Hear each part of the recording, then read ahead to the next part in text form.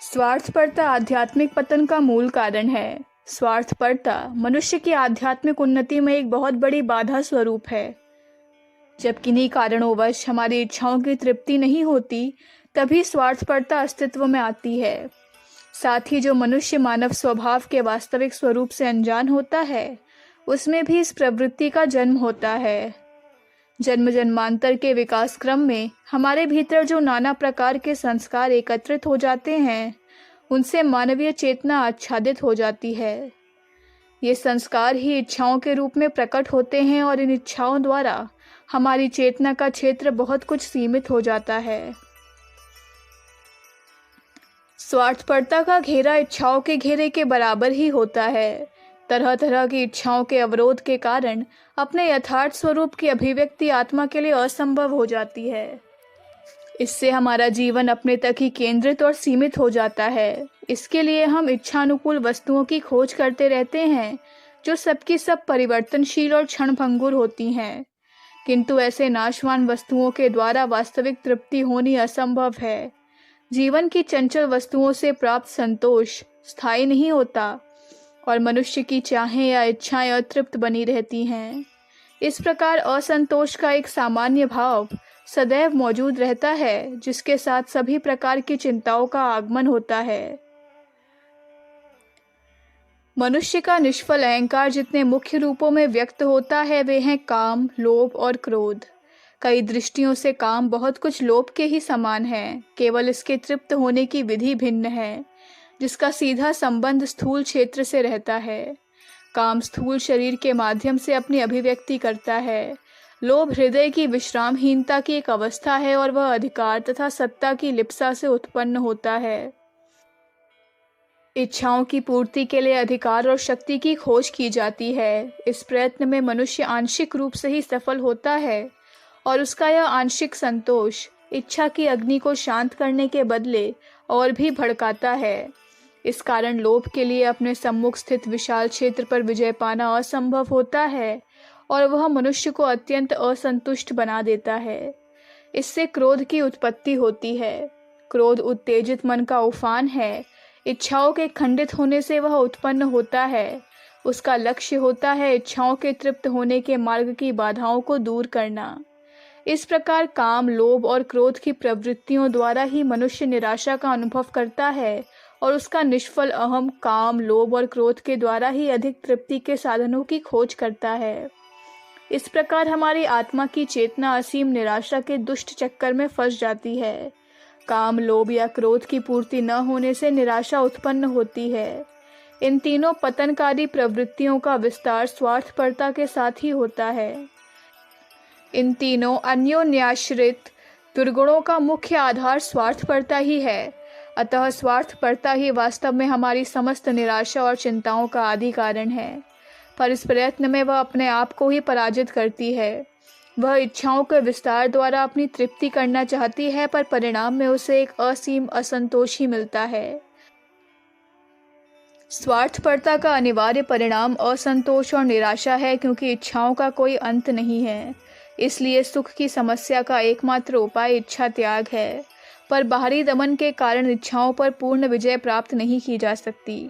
वे केवल ज्ञान के द्वारा ही जड़ से मिटाई जा सकती हैं। यदि तुम विचारों की गहराई में डूबो और थोड़ी देर के लिए गंभीरता पूर्वक विचार करो, तो तुम्हें इच्छाओं का खोखलापन मालूम हो जाएगा।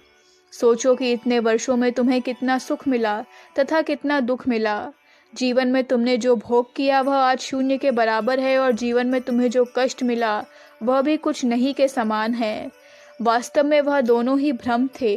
सुखी होने का तुम्हें अधिकार अवश्य है, लेकिन तो भी तो तुम स्वयं वस्तुओं की चाह करके अपने लिए दुख पैदा करते हो। चाह या इच्छा सदैव अशांति का कारण होती है। जिस वस्तु की तुमने चाह की, यदि वह तुम्हें न मिली तो तुम निराश होते हो। यदि वह तुम्हें मिली तो तुम उसे और भी अधिक परिमाण में चाहते हो और इसी कारण दुखी होते हो। इसलिए तुम यह कहो कि मुझे कुछ भी न चाहिए, इससे तुम सुखी हो जाओगे। इच्छाओं या चाहों की असारता की अनुभूति तुम्हें अंत में ज्ञान प्रदान करेगी। यह आत्मज्ञान इच्छाओं से तुम्हें मुक्त करेगा और इस प्रकार स्थायी सुख का पद तुम्हें मिल जाएगा। यहाँ पर चाह और आवश्यकता का भेद भली भांति समझ लेना चाहिए। अभिमान और क्रोध, वासना और लोभ, ये सब चाह के विभिन्न रूप हैं। तुम शायद यह कहो कि मुझे जिन वस्तुओं की चाह है उन सब की मुझे आवश्यकता है, किंतु यह एक भूल है।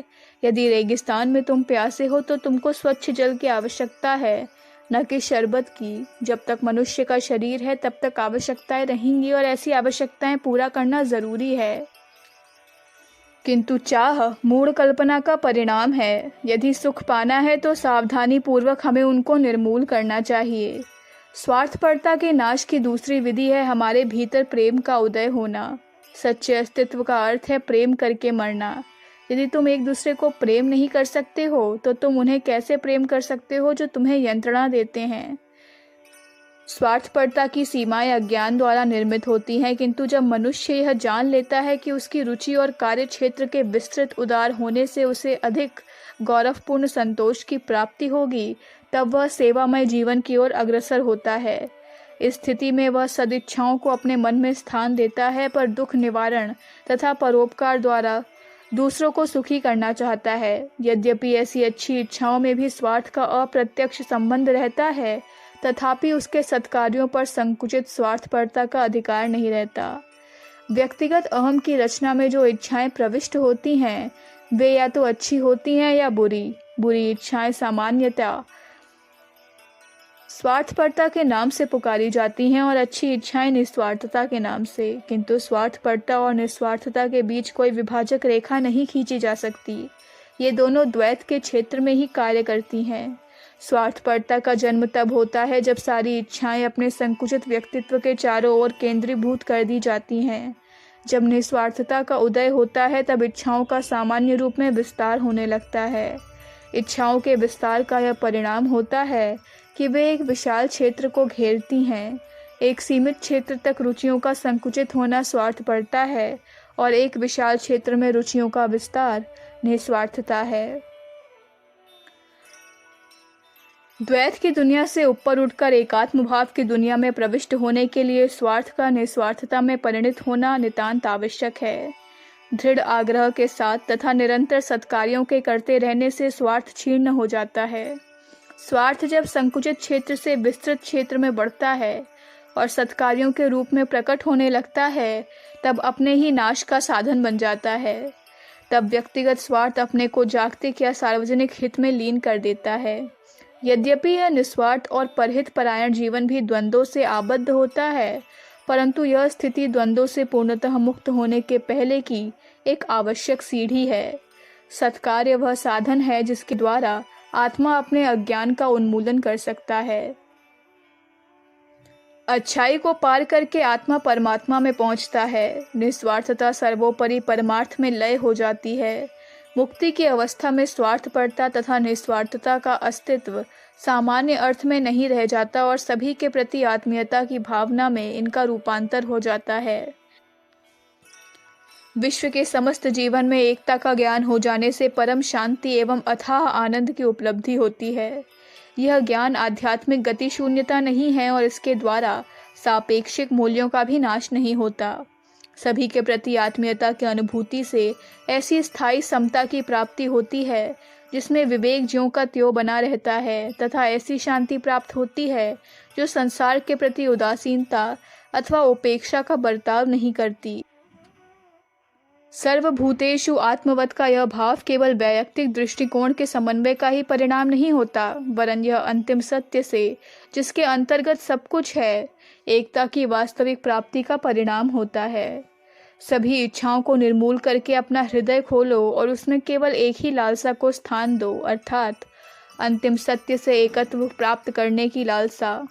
उस अंतिम सत्य की खोज बाहरी परिवर्तनशील वस्तुओं में नहीं की जानी चाहिए, उसकी खोज अपने ही भीतर करनी चाहिए।